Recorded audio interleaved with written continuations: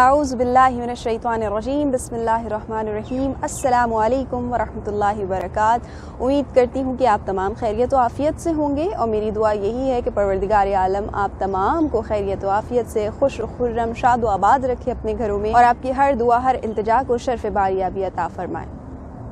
آج کا یہ مبارک دن، یہ خوبصورت دن اللہ رب العزت کا کروڑا احسان کہ اس پروردگار عالم نے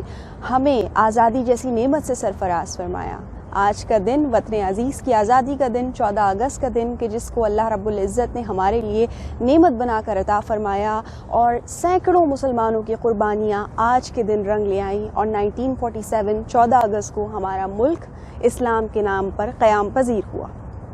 اللہ کا جتنا احسان اس پر مانا جائے، اللہ رب العزت کا جتنا شکر ادا کیا جائے اتنا کم ہے، کیونکہ اس خلاق عالم نے ہمیں ایک آزاد مملکت دی، ایسی مملکت، ایسا ملک جہاں پر ہم آزادی کے ساتھ اپنے دین کی پابندی کر سکتے ہیں، دین اسلام پر عمل کر سکتے ہیں، اس کی حدود و قیود پر عمل کر سکتے ہیں،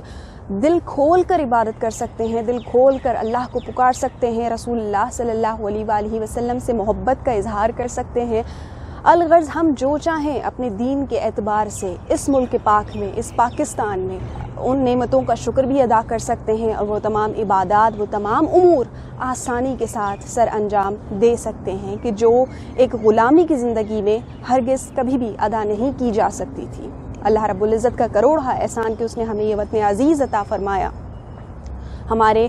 بزرگوں کی، ہمارے بڑوں کی، ہمارے اسلاف کی بے شمار جانی مالی قربانیوں کے بعد ہمیں یہ نعمت ملی، اور اس نعمت کا ہم جس قدر شکر ادا کریں اتنا کم ہے۔ یہاں کچھ باتیں آج آپ کے گوش گزار کرنا چاہوں گی کہ آزادی کی خوشیوں کو مناتے ہوئے ہمیں کن کن باتوں کو مد نظر رکھنا چاہیے۔ آزادی کی خوشیوں کو مناتے ہوئے، جشن آزادی کو مناتے ہوئے ہمیں جن باتوں کا خیال رکھنا ہے وہ یہ ہے کہ جہاں جگہ جگہ اسکول، کالجز میں، دفتروں میں اور تعلیمی اداروں میں، ہر جگہ، ہر ادارے میں، چاہے وہ کسی بھی چیز سے تعلق رکھنے والا ہو، آج کے دن ہم وطن عزیز کے لیے دعائیں کر رہے ہوتے ہیں، اس کے اعتبار سے پروگرامز کر رہے ہوتے ہیں، ملی نغمے پڑھے جا رہے ہوتے ہیں، ایک دوسرے کو مبارکبادیں دی جا رہی ہوتی ہیں۔ وہیں آپ کے گوش گزار یہ بات کرنا چاہوں گی کہ آج کے دن ہمیں اپنے بزرگوں کو بھی یاد رکھنا ہے کہ جن کی قربانیوں سے آج ہم اس آزاد ملک کا حصہ بنے ہیں۔ ہمیں اپنے لیڈران کو بھی یاد رکھنا ہے کہ جنہوں نے جس طرح اس ملک میں زندگی گزارنے کا ہمیں حکم دیا، ہمیں تعلیمات دی اور ہمیں سکھایا کہ ہمیں کس طرح رہنا ہے، ہمیں سر اٹھا کر جینا جنہوں نے سکھایا، ان کے لیے آج ہمیں فاتحہ خوانی کرنی ہے، ان کے لیے ایصال ثواب کے کچھ اہتمام کرنے ہیں۔ خاص طور پہ بچوں کے حوالے سے گزارش کرنا چاہوں گی کہ وہ بچے جو ابھی اب برنگنگ ایج میں ہیں اور اپنے ملک کو اپنی دنیاوی اعتبار سے اپنی نظر سے دیکھ رہے ہیں اور جان رہے ہیں کہ آزادی کیا ہوتی ہے، خاص طور پہ ان والدین کو چاہیے، ان اساتذہ کو چاہیے جو 5، 6، 7، 8 سال کے بچوں کی تربیت کر رہے ہیں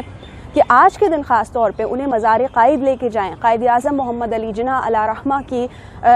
بارے میں ان کو بتائیں کہ کس قدر سخت ترین محنت کے بعد آپ نے یہ وطن حاصل کیا ہے۔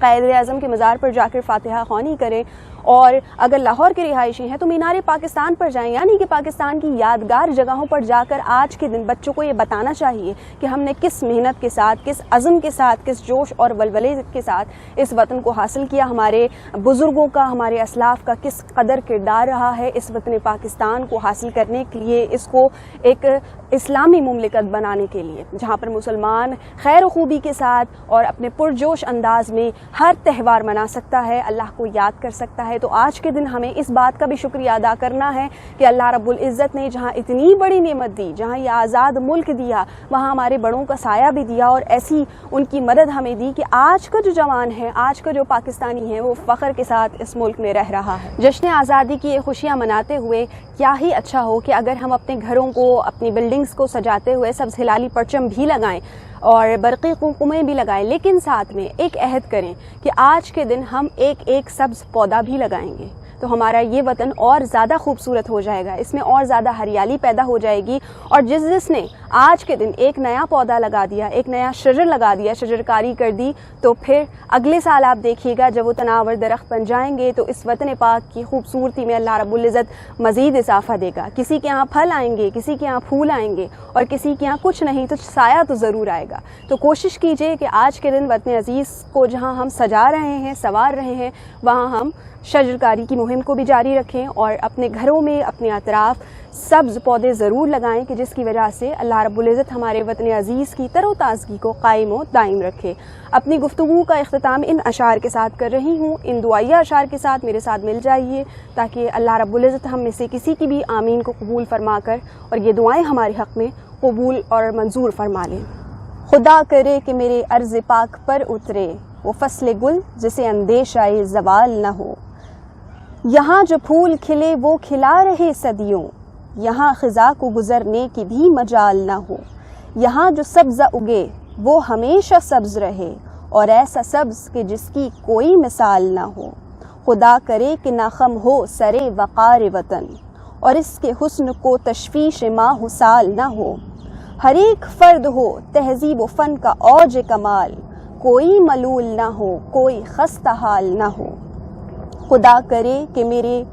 ایک بھی ہم وطن کے لیے، خدا کرے کہ میرے ایک بھی ہم وطن کے لیے حیات جرم نہ ہو زندگی وبال نہ ہو، خدا کرے کہ میرے عرض پاک پر اترے وہ فصل گل جسے اندیشہ زوال نہ ہو۔ میری ویڈیو اگر اچھی لگی ہو تو اس ویڈیو کو زیادہ سے زیادہ شیئر کیجیے گا، اپنی دعاؤں میں مجھے یاد رکھیے گا، جشن آزادی کی بھرپور تیاریاں کیجیے گا، خوشی منائیے گا، اللہ رب العزت کا شکر ادا کیجیے گا۔ میں انشاءاللہ پھر کسی اچھے موضوع کے ساتھ آپ کے سامنے حاضر خدمت ہوں گی، تب تک اپنا بہت خیال رکھیے گا۔ پاکستان زندہ باد۔